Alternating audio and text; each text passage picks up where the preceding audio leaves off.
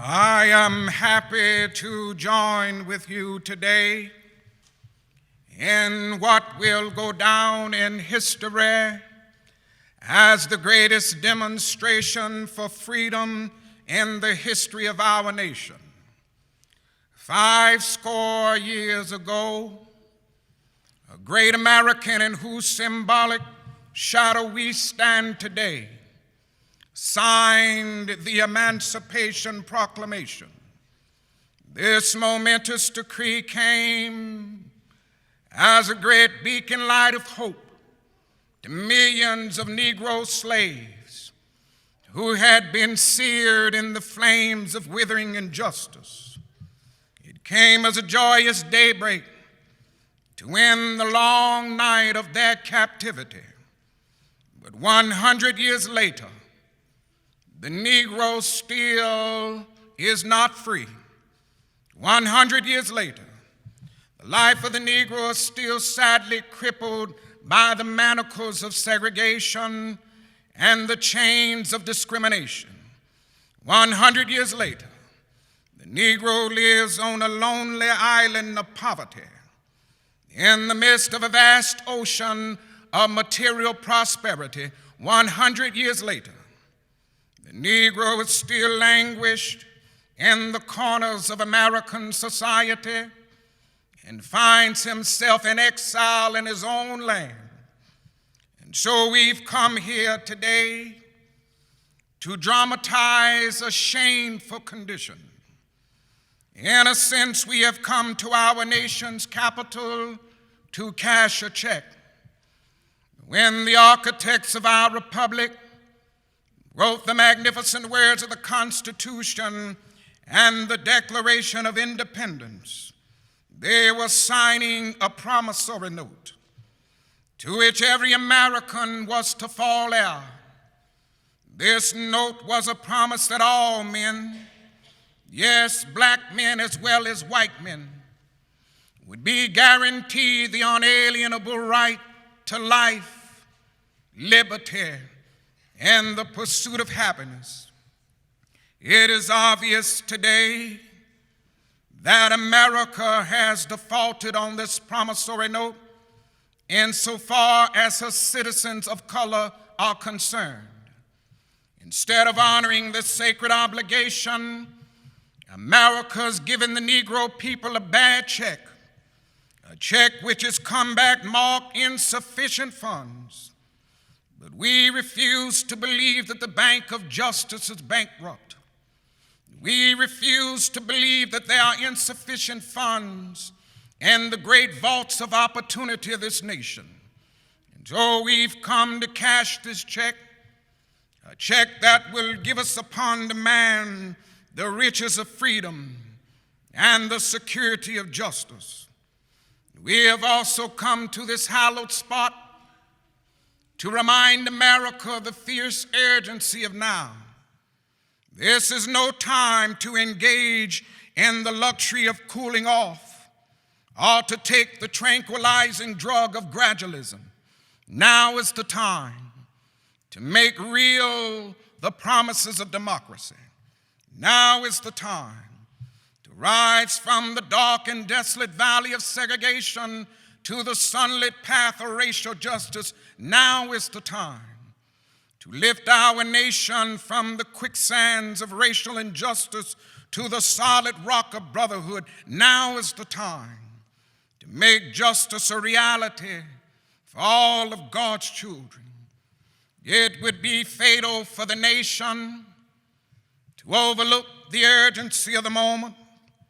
This sweltering sum of the Negro's legitimate discontent will not pass until there is an invigorating autumn of freedom and equality.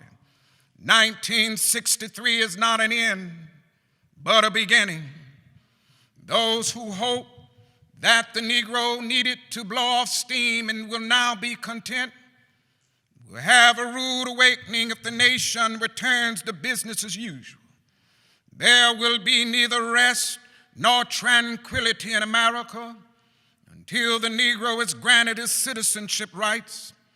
The whirlwinds of revolt will continue to shake the foundations of our nation until the bright day of justice emerges. But there's something that I must say to my people who stand on the warm threshold which leads into the palace of justice. In the process of gaining our rightful place, we must not be guilty of wrongful deeds. Let us not seek to satisfy our thirst for freedom by drinking from the cup of bitterness and hatred. We must forever conduct our struggle on the high planes of dignity and discipline. We must not allow our creative protest to degenerate into physical violence. Again and again, we must rise to the majestic heights of meeting physical force with soul force. The marvelous new militancy which has engulfed the Negro community must not lead us to a distrust of all white people. For many of our white brothers, as evidenced by their presence here today, have come to realize that their destiny is tied up with our destiny. They have come to realize that their freedom is inextricably bound to our freedom. We cannot walk alone, and as we walk, we must make the pledge that we shall always march ahead. We cannot turn back. There are those who are asking the devotees of civil rights, when will you be satisfied? We can never be satisfied as long as the Negro is the victim of unspeakable horrors of police brutality. We can never be satisfied as long as our bodies, heavy with the fatigue of travel, cannot gain lodging in the motels of the highway and the hotels of the city. We cannot be satisfied as long as a Negro's basic mobility is from a smaller ghetto to a larger one. We cannot be satisfied as long as our children are stripped of their selfhood and robbed of their dignity by signs stating for whites only. We cannot be satisfied as long as a Negro in Mississippi cannot vote and a Negro in New York believes he has nothing for which to vote. No, we are not satisfied, and we will not be satisfied until justice rolls down like waters and righteousness like a mighty stream. I am not unmindful that many of you have come here out of great trials and tribulations. Some of you have come fresh from narrow jail cells.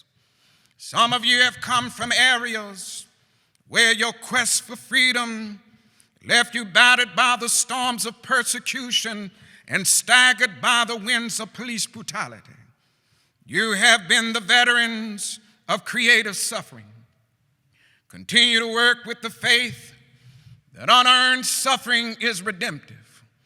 Go back to Mississippi. Go back to Alabama. Go back to South Carolina. Go back to Louisiana. Go back to the slums and the ghettos of our northern cities, knowing that somehow this situation can and will be changed. Let us not wallow in the valley of despair. I say to you today, my friends, so even though we face the difficulties of today and tomorrow, I still have a dream. It is a dream deeply rooted in the American dream. I have a dream that one day this nation will rise up and live out the true meaning of its creed.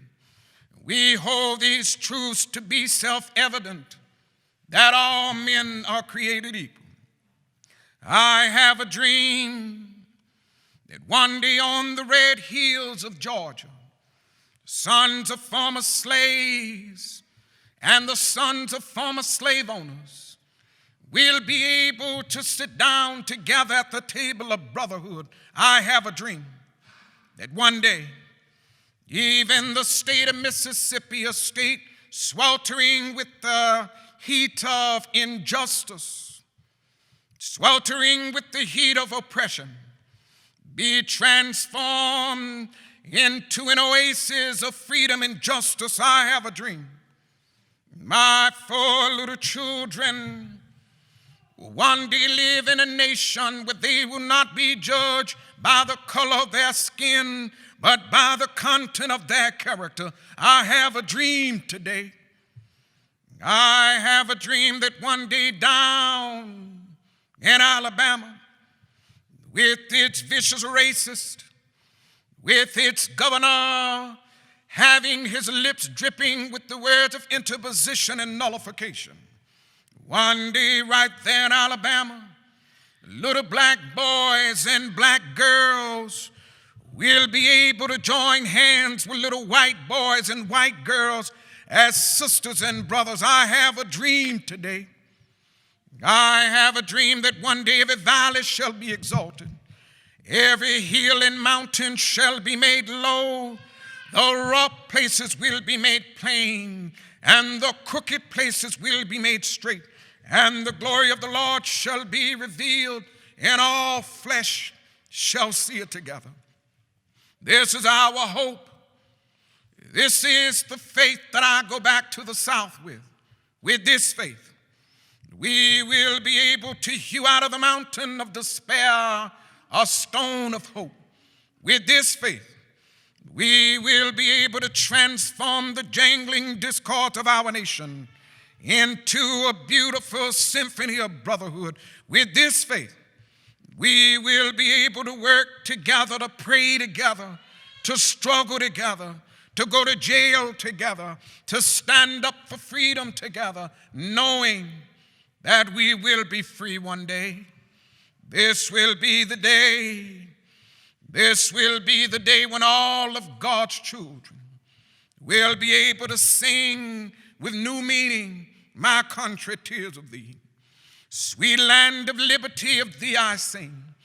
Land where my fathers died, land of the pilgrim's pride, from every mountainside. Let freedom ring, and if America's to be a great nation, this must become true. So let freedom ring from the prodigious hilltops of New Hampshire. Let freedom ring from the mighty mountains of New York. Let freedom ring from the heightening Alleghenies of Pennsylvania. Let freedom ring from the snow-capped Rockies of Colorado. And let freedom ring from the curvaceous slopes of California. But not only that, let freedom ring from Stone Mountain of Georgia. Let freedom ring from Lookout Mountain of Tennessee.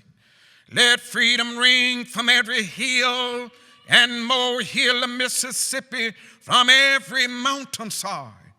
Let freedom ring, and when this happens, when we allow freedom to ring, when we let it ring from every village and every hamlet, from every state and every city, we will be able to speed up that day when all of God's children, black men and white men, Jews and Gentiles, Protestants and Catholics, will be able to join hands and sing in the words of the old Negro spiritual, free at last, thank God Almighty, we are free at last.